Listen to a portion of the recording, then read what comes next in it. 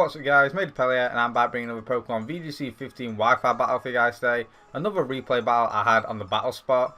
And before we actually get into the battle, I'd just like to give a quick update. And I'd just like to explain a couple of things. Firstly, I'd just like to apologise actually for not uploading in the last 4 or 5 days. I've been really busy in my life, and I'd just like to thank you guys for your patience. And I have some time now to sit down and record a couple of battles for you guys. So thank you guys so much. And in terms of the battle now, before we actually get into it, I'd just like to say that I'm actually climbing towards near the 1800s now. I'm extremely close to the 1800s. I believe I could potentially reach over the 1800s after this battle if I do manage to win.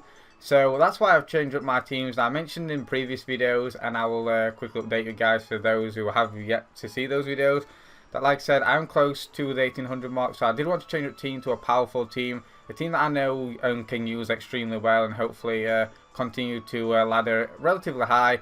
As recently in my videos I've been trying out all different types of team archetypes, and just really getting a feel for the meta game. But now I'm getting closer and higher up on the ladder. I want to use a pretty solid team and hopefully go on a good run and win some battles. So looking at the team preview, I definitely know my Heatran is a huge threat to his team. I forget my opponent's other 2 Pokemon, which is really unfortunate, but I did know that Heatran stuck out. Is definitely one of my potential win conditions. And looking at the 4 Pokemon he does bring, Heatran is pretty good against all 4, including the Salamence, especially if it's not running Earthquake.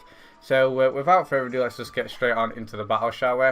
So I'm actually going to decide to lead off with what is my most standard lead with this team, which is the Kangaskhan and Suicune for the obvious fake out tailwind play. My opponent predicts that relatively well and actually leads off with the Amoonguss and the Thundurus. The reason why I opted not to lead off with the Heatran is I did know it was a huge threat. I wanted to preserve it in the back for later. But here, as you can see, my opponent's actually going to switch on out now. He's actually going to make the switch and go out into his Aegislash, expecting me to go for the fake out onto the Thundurus slot, as his Thundurus can either 1 go for the T-Wave onto my Kangaskhan, or 2 actually just straight up go for the Thunderbolt onto my Suicune slot. So what I'm actually going to decide to do is just go straight for, I'm actually going to decide to switch out, go into my Heatran.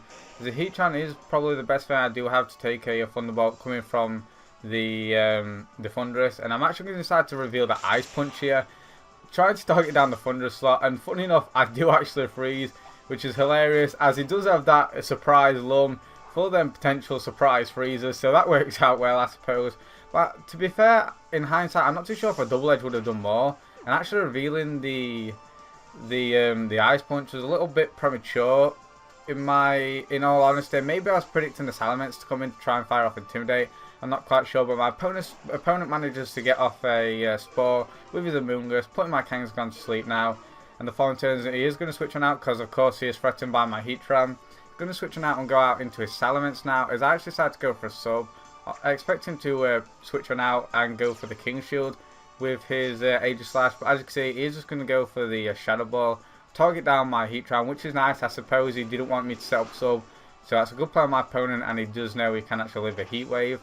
So I am confident of just going straight for the Heat Wave onto the Aegislash in the future, as revealed that it's not in fact a weakness policy. So that's great information to know.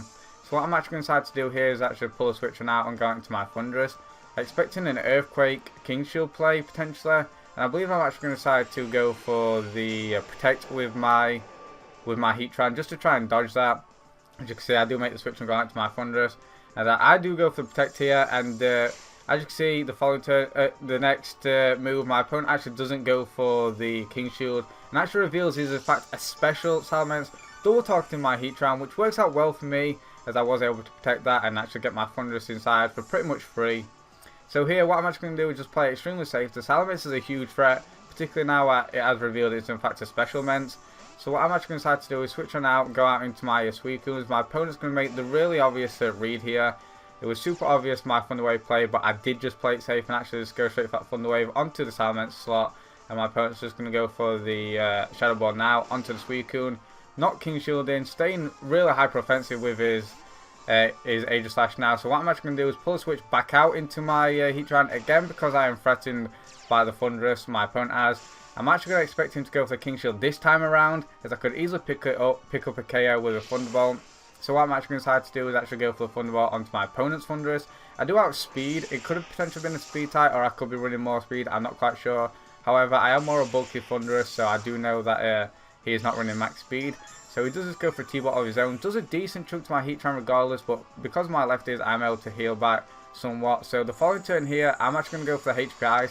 On the off chance my opponent did actually switch on out into his Salamence, just to try and take a HPIs and a Heat Wave combination. Regardless, going for the HPIs will pocket Citrus Berry and will still actually put his Thundurus into the range where Heat Wave should be able to take out his Thundurus.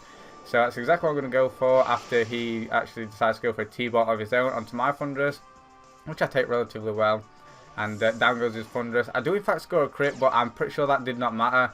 It could have potentially, but I was confident that after the Hidden Power Ice damage, even after the Citrus Berry, I would have been able to KO. So my opponent actually goes for the Shadow Ball, and in turn retaliates back with a critical hit, which is actually huge considering my Heatran is a big threat to his team. He does still have his Amoonguss on his field, which is the biggest threat right now, along with his Salamence in the back, which is extremely offensive. So he does have that redirection, and his Salamence is able to fire off big hits now. Really unfortunate that I did need my Heatran for his Amoonguss. So I'm just going to go for a taunt, trying to shut it down, trying to stop it from doing its shenanigans, and actually just go for a Scald onto the Aegislash play. I guess my opponent was a little bit over-predicting at this point, as it definitely could have preserved his Aegislash, I presume. So it does actually predict me to go for a taunt, and actually decides to go for the Giga Drain onto the Suicune slot. In hindsight, my opponent could have been sacking the Aegislash just to get a free switch into his Salamence, which is also a great play. So here, what I'm actually going to decide to do is actually going to decide to go for the switching out into my Kangaskhan and a T-Wave play onto my opponent's Mega Salamence. Because if my opponent does protect, then I do get a relatively free switch into Kangaskhan, only taking the Giga Drain damage, which is what happens if my opponent did decide to attack, then I will be able to get a T-Wave off against my opponent's Mence. So that's exactly what I'm going to do the following turn. Finally able to get that T-Wave off, which is huge, as I do have a Suicune in the back, which does have Ice Beam. And I believe, I'm not too sure on his spread, but I believe I need a little bit of chip damage first in order to actually be able to KO his Salamence. So here, as you can see, he's going to go for the Hydro Pump, land it this time around actually, and decide to double target the Thundurus, knowing full well my Kangaskhan is still asleep. And it does in fact prop my Citrus Berry.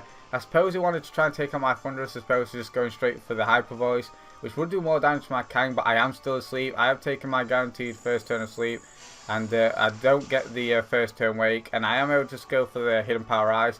And my opponent actually gets a full Parrot, which is pretty nice for me.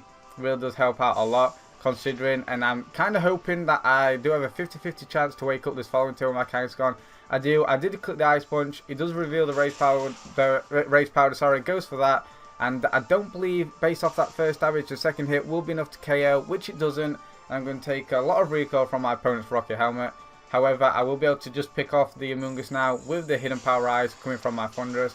So here I'm in a pretty advantageous position actually, as I am up 3-1 now. But my Pokemon are extremely weak, and my opponent is going to decide to go straight for the Hyper Voice, which does pick off the Kangaskhan. However, this is fine because I did manage to get off the T-Wave earlier on in the battle, and which was crucial actually, is it does allow both my Pokemon to be able to outspeed his Salamence, and I can just go for the Hidden Power Ice from my Thundurus and the Ice Beam from my Suicune, which will be enough to take out his Salamence now. So that's exactly what's going to happen, and I do manage to KO the Salamence, which is great for me.